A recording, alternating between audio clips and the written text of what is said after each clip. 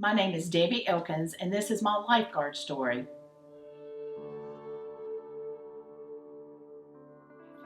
I've been married 40 years. I have one daughter, Brandy, and her husband, Jeremy, and I have three grandsons, Ethan, Hayden, and Lawson. I've been working at the same job for over 40 years and was even thinking maybe one day I'll get to retire. I'm getting a lot closer to it. So I had a lot of things on my mind, a lot of plans going on. But little did I know that, things were getting ready to change in my life. I've been active in a church, a local church for many years. I've been in church all of my life. But again, things in my life were about to change. In 2013, my husband of 40 years decided that he didn't want to be married anymore. So after 40 years, I found myself separated and going into divorce. I felt like my life was falling completely apart and I didn't know what to do. I was going from one extreme to the other. The devil was just telling me that, hey, you're not worthy, you're not good enough, you're old, nobody's going to love you, nobody will ever want you again. I had just all kinds of feelings. The devil was just filling my head full of lies. So I just really wasn't sure what to do, where to go. Had even stopped going to church, so there were several weeks that I stayed at home. Basically, all I did was go to work and back, and that was it. But the Lord was speaking to me during that time, and it was like, enough self-pity. It's time to get up and move. I just wasn't sure which direction to move, but the devil was still right in there telling me, no, you don't want to do that. I'm going to keep you down. But I knew that God had a plan for me. I just didn't know what it was. I did know that God was moving me from the church where I was. I didn't understand why. I didn't know where. But I knew that that was about to take place. So Brady and I decided that we would think about, okay, where can we go to church? Well, I happen to remember several years ago, I met this nice lady at Brandy's beauty shop. She was getting a haircut. And her name was Miss Lisa Gunner. And Lisa actually told me about Sandley Chapel. And Miss Lisa even made me one of those beautiful mesh wreaths to put on my door. And she even went as far as to say that she would come to the church I was attending then, and she would show my ladies group how to make this wreath. So that seed was planted in my mind many years ago. So Brandy and I thought, well, why don't we go visit Sandley Chapel? Well, that afternoon, Brandy went on the internet and she went to sandleychapel.com, and she had no more than logged on the computer, then all of a sudden, here comes the social media moment. It was like, okay, I know this is our sign. This is where we're supposed to be in the morning. So we went to Sandley Chapel that next Sunday morning for the 8:30 service. From the moment that we pulled into the parking lot at Sandley Chapel, we knew there was something different. There was something different about Sandley Chapel, and it even showed in the parking lot. We had people that were parking our cars. We had door greeters. We had bulletins being handed out. You name it, people were everywhere, and everyone made us feel so welcome. It was just amazing. We loved every moment of it, and we just loved seeing people serve God. Well, when we went in for the message, Pastor Dale was on the last message of the Greater series. And little did I know that God had a message for me that day that would change my life. And it was just that appointed time to be here. And that comment that he made just touched my heart. And it set me on a path that I can't explain. But his comment was, what could have been, what should have been, well, what if I'd have done this, or what if I had done that? What if I had this, or what if I had that? It doesn't matter. It's what you are today and what you do with God, what God has given you today. That's what counts. And I'm like, oh my, how did Pastor Dale know? It was like he had that direct line to God. He knew. I knew that I was here at that appointed time for that appointed message that I needed to hear. And it was amazing. And it was just from that point forward, it was one message after another message after another message that God spoke to me. And they were messages that I had heard all of my life, but now for some reason, they have a new meaning to me. Well, also on that same day, I filled out the little blue card. I put all my information on there, and I asked that someone give me a call, that I would love for someone to pray with me. Well, sometime during the middle of that week, Miss Linda, Pastor Linda, called me. And Pastor Linda let me talk, and she let me cry. She let me cry, and she let me talk. And I probably cried more than I did anything else, but I cried. And Miss Linda listened to me, and she ministered to me in a way that was just unbelievable. She reassured me that God loved me, He had a plan for me, and that I was going to be okay. It was going to take time. But the main thing that really ministered to me, I knew Miss Linda was sincere, that she loved me, even though she didn't know me and I didn't know her. And when I got off the phone with her, it was like I had known her all of my life, and I had never laid eyes on her.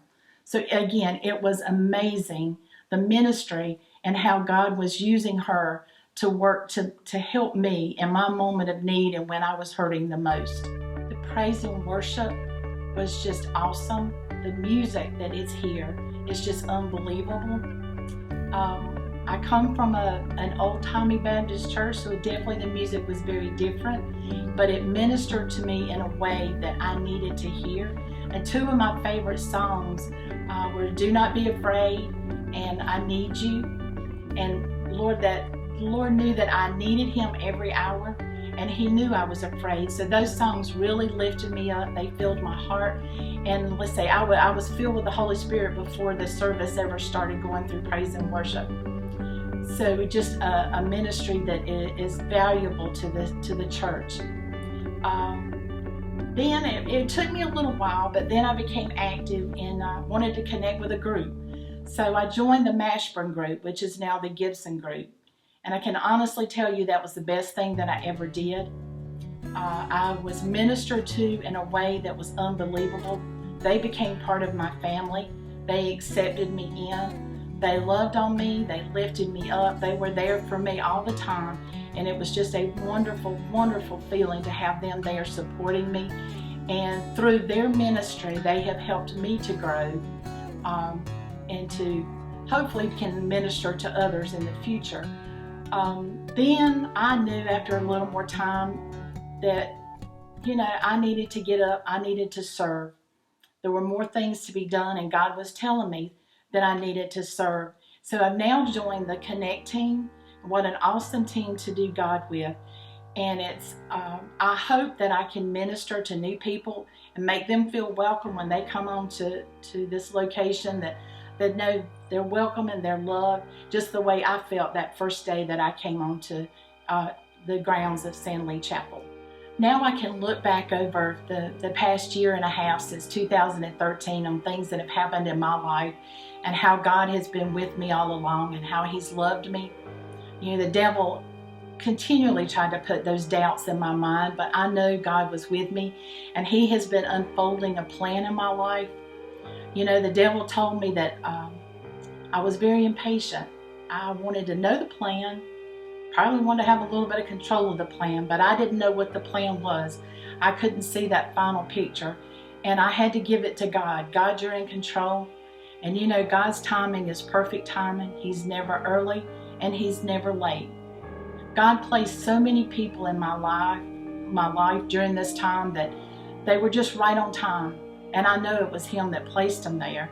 And things that happened during this time, it was His plan. I could sit here and talk for hours and hours over things that happened, and they would amaze you. But I want to tell you about one thing that's just recently happened.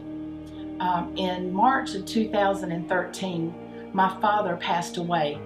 And at that time, we really weren't sure what we were going to do with his home. My sister and brother and I were now the owners of that home. Well, it's amazing that one of my biggest fears in all of this divorce has been, what am I going to do? How am I ever going to retire? I can't make a mortgage payment on retirement for me by myself. So I just had no idea what to do. Well, amazingly, my dad's house is a little small 2-bedroom house, still in the same community that I've always lived in. And nobody wanted the house. We didn't want to sell it. We wanted to keep it. And amazingly, you know, nobody fit in that house but me. It's perfect for just one person. So that home was actually my grandmother's home, so it's with a great deal of joy, and you know, we wanted to make sure we could try to keep and preserve the house if at all possible. Again, I had that doubt in my mind, is this what God's telling me to do? There's 7.5 acres of land, and I was very concerned because a lot of it was already grown up, and Lord, how can I take care of a house and 7 acres of land? Well, a few weeks after that, this young man came by the house that had been mowing Dad's grass for some time, and he said, Miss Debbie, he said, whose pasture is that over there? I said, well, it's ours. He said, I didn't know you had a pasture. I don't see any animals in it. And I said, no, we've not had any in there for some, number of years. He said, well, Miss Debbie, could I put a cow or two in your pasture? I'm like, a cow? He said, yeah, if you'll let me put a couple cows in your pasture. He said, I'll keep the pasture mowed. I'll redo the fence. I'll help you upkeep this yard just to keep a couple of cows in that pasture. Well, the good Lord answered my prayer with 2 little cows, and I am happy to say that in June, the last week in June, I moved into Dad's home. With that answered prayer, I'll have a place to stay, a way to upkeep the home, plus I now have a way for Brandy and her family are going to stay in my old home. So God has truly answered my prayer, and it was no one but God. And a peace came over me that I cannot explain, and it's a peace that only God can give. It is a God-given peace, a peace of heart and a peace of mind. I know that is where God intended me to be. I know part of God's plan has been all along for me to be at Sandley Chapel. And I just want to thank Pastor Dale for preaching God's word, for his ministry, and how this church is relevant to things that are going on today. It was very relevant in my life.